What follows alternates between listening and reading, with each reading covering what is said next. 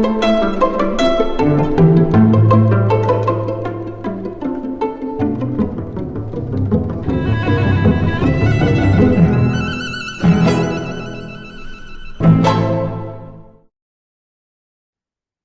do you stay current on Sea Ranch issues? Welcome to This Sea Ranch Life.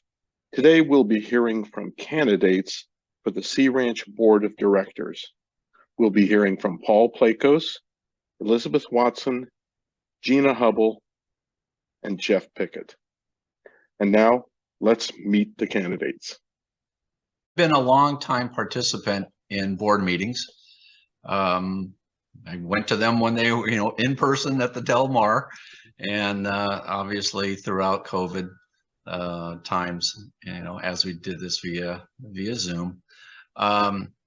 So I've always been interested in the governance of Sea Ranch. Also participate in the budget workshops.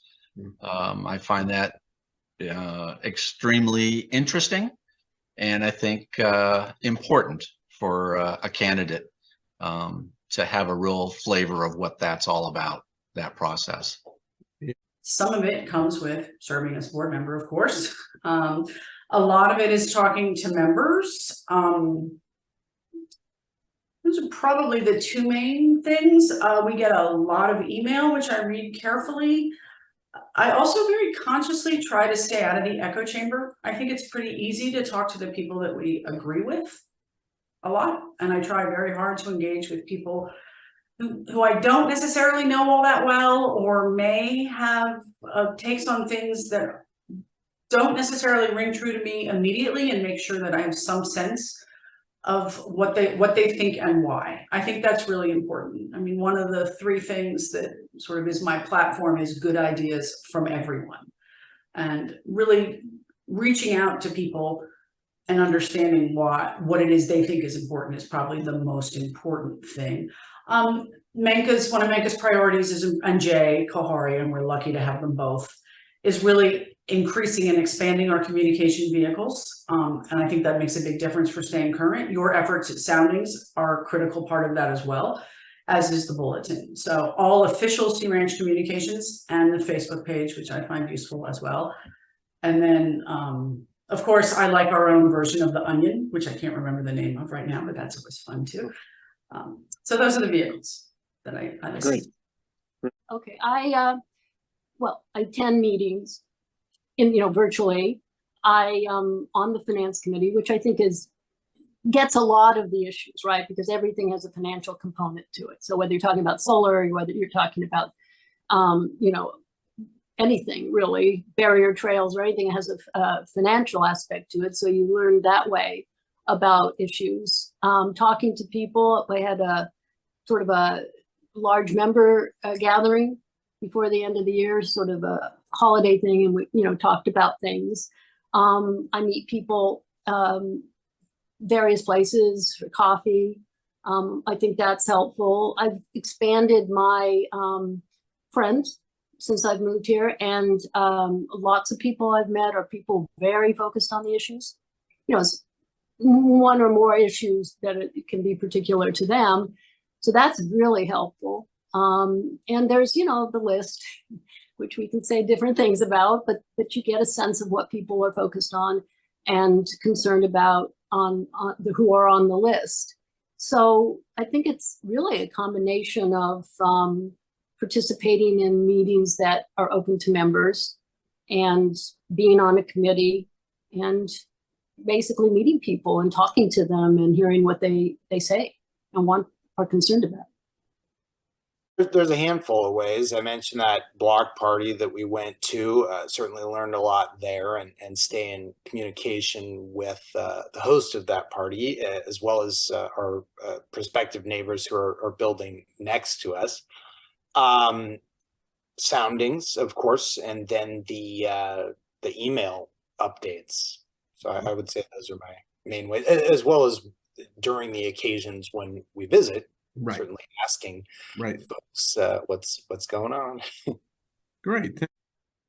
Please comment on the proposed resolution regarding operations and usage at the Sea Ranch airstrip. Yeah, I mean, a hot topic right now at the Sea Ranch. The primary concern always has to be safety as it relates to the airstrip. And the proposed rule 7.2, I think, is a really good start to looking at the various issues.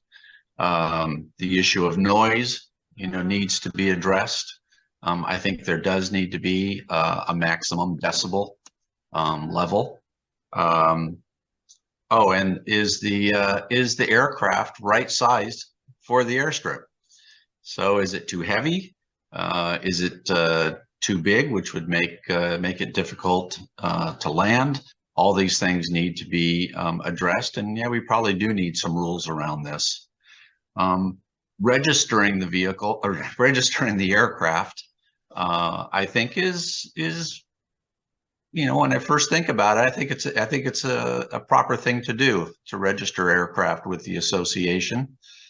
And the issue of enforcement, I think, needs to be addressed. Things aren't really enforced today, except for perhaps security goes out and makes sure that there's a tag on the, a hang tag on the aircraft that's parked there. But yeah, I mean, if somebody's violating the rules and shouldn't be there, and they are trespassing, then yes, it does then become a Sonoma County Sheriff issue. And finally, the issue of utilization of the airstrip by aircraft for hire is, I think, a really interesting issue. At my first response to that would be no. People should not be chartering aircraft to come in. And then there's the issue of, well, if I'm somewhere and I as a member need to be brought up to Sea Ranch and I need to hire somebody to bring me up here like I would a taxi cab, then should we allow it? But I also think that perhaps that circumstance is going to be so remote that maybe we figure out a way, if someone needs to have a one-off type of trip like that they could get clearance with the association. So again, I'm looking forward to seeing what the data is on this, what comes out in the planning committee meeting that's going to be coming up shortly. And I'm interested in the topic, and I think it's a topic that does need addressing.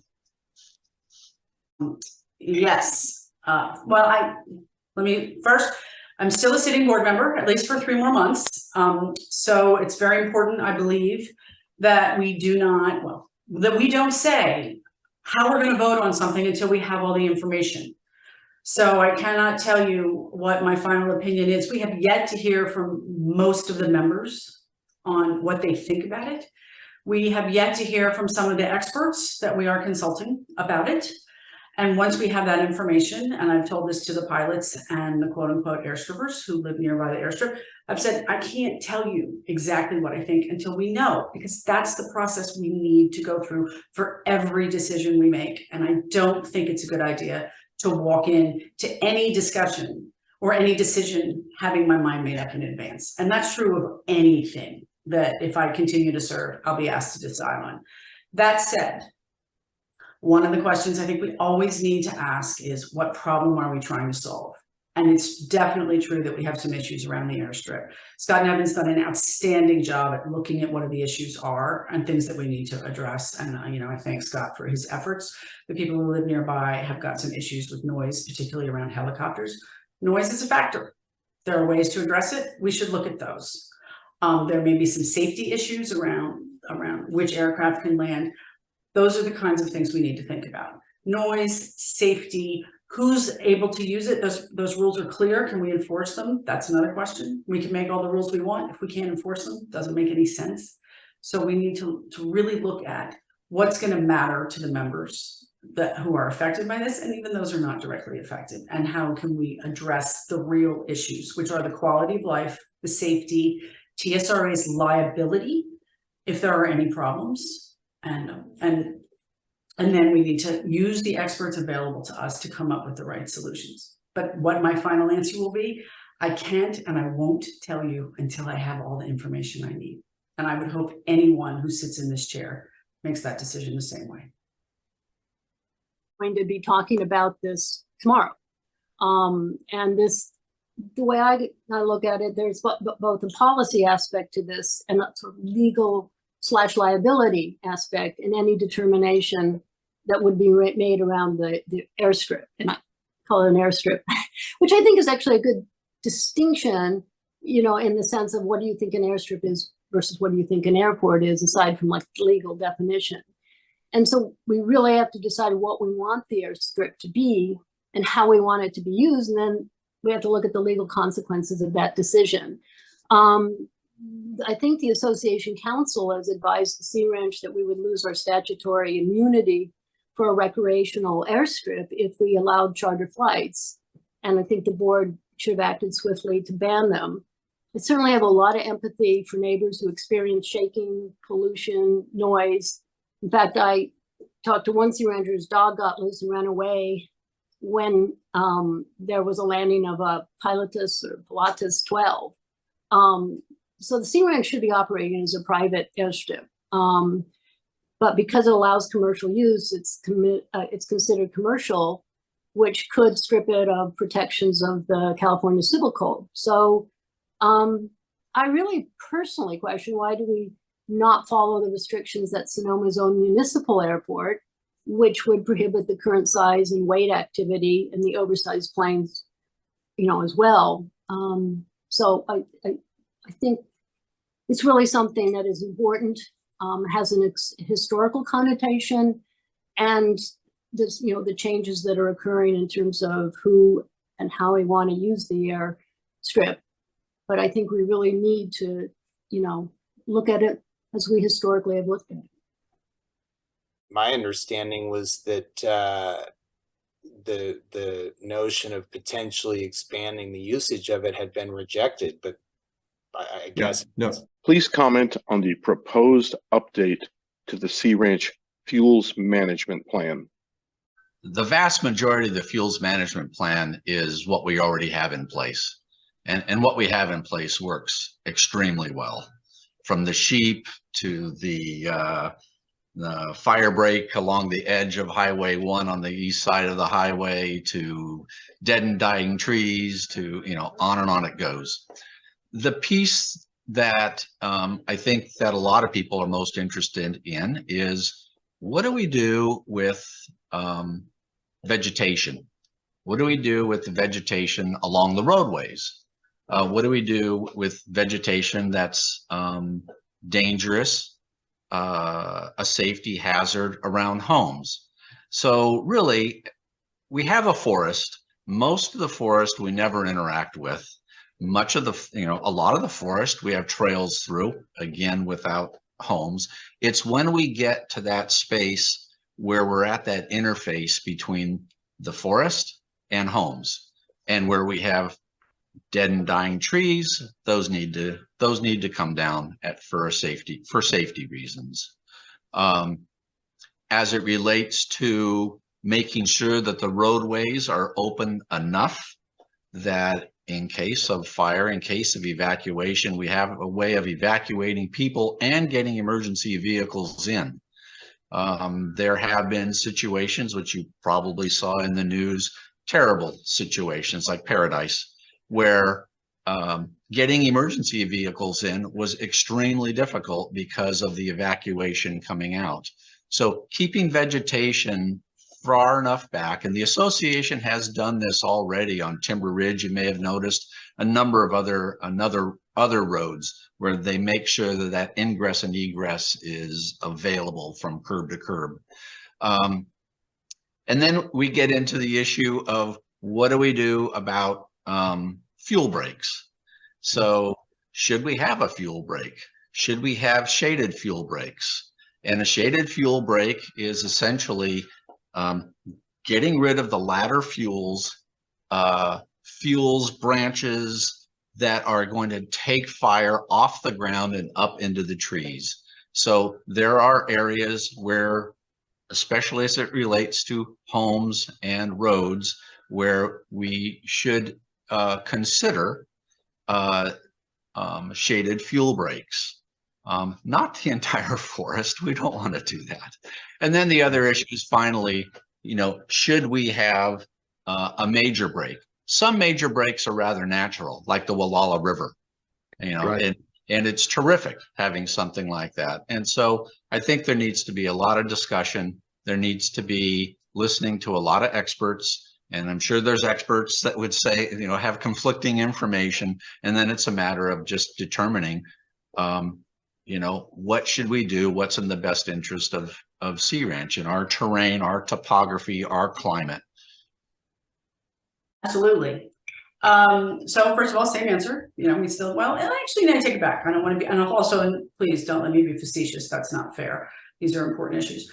The fuels management is a different story. For one, most of it's not new. The fuels management, we do fuels management every year and have for years. I'm not sure exactly the first time Carol Rice wrote a fuels management plan for us, but it is at least 20 years. Fuels management is a big part of our budget. The reality is we live in a natural area where with vegetation that we must take care of to protect us from fire. Some of us have had our fire insurance not renewed. It's not pleasant. I saw a house the other day that had a quote for fire insurance for $6,600 a year, and it was in the meadow. So these are things that we have to take seriously. So there's a lot about the fuels management plan that's honestly operational and really probably shouldn't be in front of the board. One of the things that, because we are governance and not operations, which is another topic, but and one of the things that's happening now is that the staff has taken the fuels management plan and is looking at it for what is new and what is not. And that, I think, will separate those issues that are important. I think that the topic that's got most people concerned is the fuel break, which is effectively along the Ridge Trail. I've heard a lot of things about it's an effort to take down a lot of trees. My reading of it is that that's not the case. I think one of the things but I am not a fire expert. So we're going to hear from the membership on that. I think it's very important that we do. We may bring Carol Rice back. We may bring some other people back as well. I heard from a member today in discussing this issue that maybe we need to all get out there and take a few walks and take a look. My own street had some fuel break work done on it. Do you notice it? Of course you do. Is it this complete removal of all the vegetation? It's not. So it's going to be a balancing act between our natural environment and protecting us from fire. And that's one of the balancing acts that's one of the decisions we have to make based on the realities of where we live. And still more to come, most particularly the membership. During the campaign, I really hope that the people that are very, very concerned about the fuel break and really don't want it will accept my invitation to talk to me, because I really want to hear what they say. But like I said, more to come, but those are the things we're going to be balancing. There has been a lot of discussion around that. I believe it's been sent back to the community manager for further study and analysis, and to compare the current program with what has been suggested. It's in my opinion, it's appropriate to send it back to the community manager because the proposal initially came from the community manager.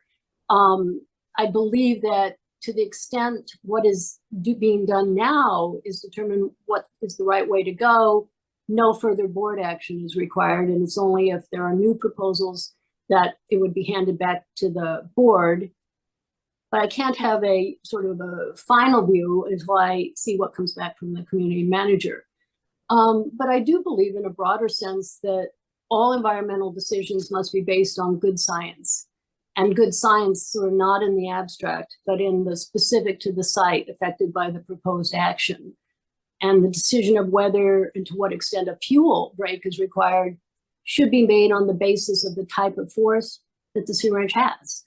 You know, type and age of the trees, ground cover, weather patterns, so forth. So I would add that the consultant who gave a diametrically opposed position when the client was the Sierra Club, that thinning trees exacerbates fire danger. So from wind and drying. So I think we really do need to look at what's being proposed in, you know, in the area, if you will, in the specific forest that we have, and make sure that it fits. But I think we do need to see what the community manager comes back with. That during the candidate prep session a few okay. days ago, I think I also heard some mention of propane, so I presumed that that was what fuels referred to. I have heard of fuels in the context of you know, fire hazards and Right, things. I was incidentally originally a linguistics major, so that's Are there any other points or comments that you'd like to make regarding your candidacy or any other issues? First, I want to say, I'm not coming to this with any agenda. I don't have any particular issues that I'm pushing for. So, but some things that do stand out for me is our infrastructure. And the most important infrastructure there is, I think, here at Sea Ranch is water. We have a wonderful 98 million gallon reservoir, which, you know, right now is filled to the brim, which is terrific. We've got wonderful tanks. Tank 8 project allowed us to have the water pressure that we need on the south end of the Sea Ranch. But there's a lot of pipes that are in the ground, and they've been there for 60 years. And the association is already looking at this. This is nothing that the board needs to really tell the association to do. They're very, very aware of it. And they even know that this is probably something like a $25 million project to do infrastructure replacement. And hopefully that money will come from grants, federal grants. I don't know if they're state grants. But you know, I think, you know, the old expression, you know, whiskey's for drinking and water's for fighting. And there's a reason for that, you know, because without water, you don't have a community. Impossible. The other thing that I think we need to be watching for is the association did a fantastic job of getting empty positions filled. And over the last 7 months, it was, their hiring practices have been incredible. But now we need to retain those people. And what we need to do is make sure that we are compensating fairly, so that, you know, in the future we can attract people that we want to attract. There's a lot of competition for a limited number of people living up here. And so again, we want to be fair with compensation. And also, I mean, there's some employees of the association have been here a long time. And I know the association's doing this already, but I think the board just needs to keep an eye on it. Succession planning, you know, how are we going to fill these very, very important positions? So, there's a lot of other issues, but I'll leave it there. I mean, there's issues of energy and safety and so forth. So, Right. Well, I guess, you know, the other thing that I think we've made a lot of progress on, but I want to continue to highlight it, is good governance. We strayed into an operational board for a while. I do not think that was good for the association. We have a tremendous opportunity in our new community manager. We have had and continue to have an equally tremendous opportunity in our staff, Micah senior staff and the line staff. And we need to continue to empower them so that they operate TSRA without undue interference from the board. I think this board has worked very hard to move back from operation and become much, much more focused on governance. And I think you saw that during the budget process. I think we started, particularly, for example, in payroll, I think you started with some very specific direction about how payroll should go, and you saw us back off towards payroll policy. How do we want to pay and treat our employees? And then allowing Menka and her senior team to execute that. So I want us to continue in that direction and ensure that we continue to empower our staff so that we can keep them. And then I think probably the biggest thing facing us, and January certainly brought it home, is that we need to build for resilience. Both, in our built, natural, and human environment. We are looking very hard at our trees. All of us are. We had over 500 of them come down during the storm. Some of our trees are dangerous, and that is being actively surveyed now. Menka tells us we need 85 of them to come down. We are looking at dollars that may come to us via the Inflation Reduction Act, which seems to be a misnomer, but nonetheless has some opportunities for some interesting energy initiatives that we may be able to get some money for, because people in the South End didn't have power for 11 days. So, and that's not just inconvenient. I mean, no Netflix is a bummer, but it's also got substantial health and safety issues that are truly terrifying, as we saw, because we had a loss of life, which was tragic. So we have some water infrastructure issues that we need to address. So from the built and the natural, but also the human environment, we need to support each other, and to continue to build our community and the way that we interact with each other, so that as we come out of COVID, we have great frameworks for discussing controversial issues, and that we spend time together and listen to each other. And so, because as you know, if you want something solved, find a Sea Rancher. There's an expert on everything at the Sea Ranch. I mean, look at Sea Ranch Connect. I mean, look at the brilliant minds that came together to get that done. And I want to see us go back to that, where we take some of the amazing people around us and put our heads together and solve problems, because that's our human resilience. Chris Japp and I had lunch one day, and we were talking about the incredible forward thinking of saying, let's build an environment, let's build a community with a sensitivity to the ecological world. How that was unheard of in 1968. And we looked at each other and we said, so what are we going to do for the next 50 years? And that's our plan for resilience, but it's also our plan for our spirit. So those are the things that I really care about. Well, that's a good question. I mean, I think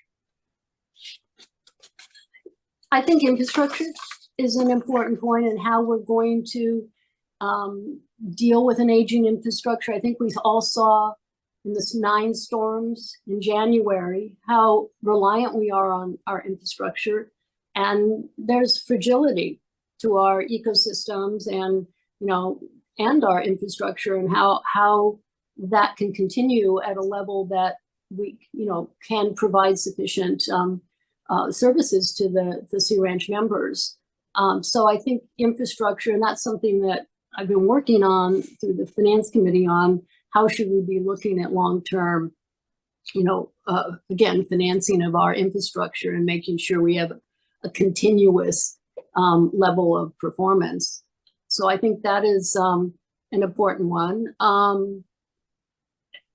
I think, I don't know if this is an issue so much, but governance, I think, is very important. And, for board members to be, making decisions, not necessarily delegating to committees a lot of things. And that, we want a harmonious board. We want the board to listen.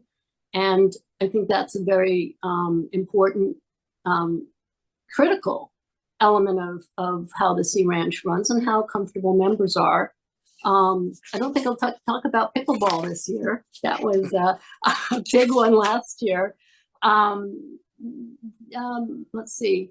I liked that, and talked about this in the finance committee as well when we were looking through the budget, that there is a environmental director that is being hired, because I do believe the environment, given climate change, given that our commons are so important to us and to the community and just to the overall, Sea Ranch and the animals actually who live on it, that having someone with seniority and specific expertise in that will be helpful to the staff, will be helpful to the board, and can make decisions with information and be informed. So the environment and addressing that is really of a critical importance to me.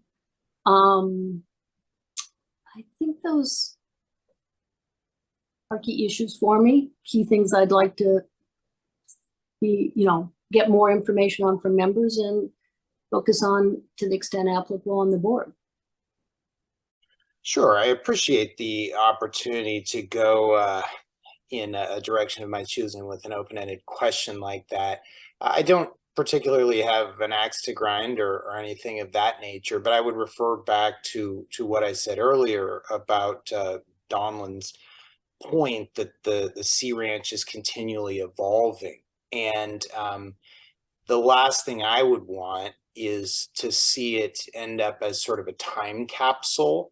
I would like to be suffused with the spirit that the founders brought when they created it, because they had a very bold vision.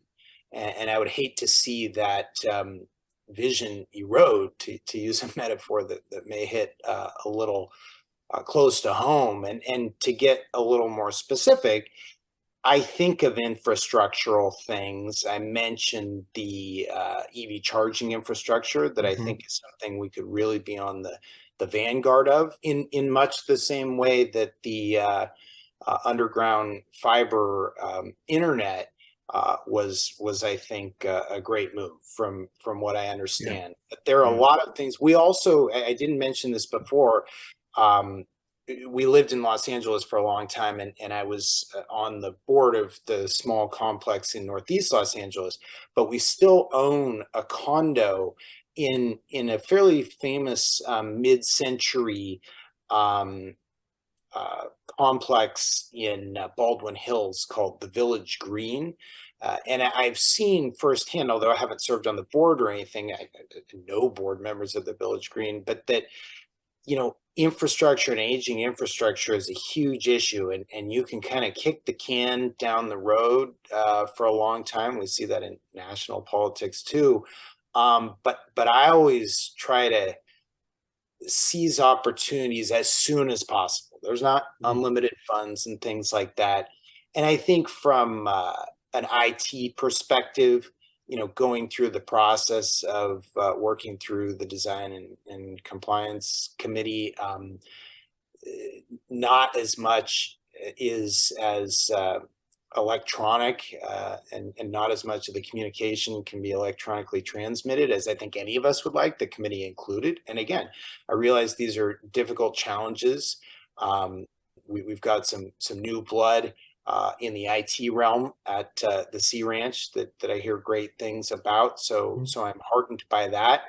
But I'll just wrap up by saying, as another part of that evolution, I think it's important for there to be a diversity of people at the Sea Ranch to the extent that we can engender that. And I both mean, racial and socioeconomic. The Sea Ranch at the 2010 census was, I believe, over 93% white. That's, I think, suboptimal. Also, although I don't have exact statistics, I think from an age perspective, I may recall, if I recall correctly, there may have been an article in Soundings not long ago about the greater number of kids at the Sea Ranch, or perhaps it was somewhere else on the internet. And I know there's Horizon School, if I'm pronouncing it correctly. But again, to get really specific on that particular point, to my knowledge, there's only one playground, the One-Eyed Jack playground near the north end. And I think it might make a lot of sense, particularly with the reinvigoration of the lodge and the next phase of that to have a playground on the west side of the highway closer to the south end. And I think that would promote greater visits from families with young children. While I have young children myself right now, that's obviously not going to be the case soon. And if I, were thinking selfishly that I didn't want a bunch of kids around, it would be in my own interest not to have another playground. But I just think it's good for the society as a whole. Great. Thanks for joining us at this Sea Ranch Life. We've just heard from the candidates for the 2023 Board of Directors election. Once again, Paul Plakos, Elizabeth Watson, Tina Hubble, and Jeff Pickett. You can see their websites in the next moment or two, and you can learn more about the candidates there. Thanks for joining us at this Sea Ranch Life. Until next time, take care of yourself, and if you can, someone else too.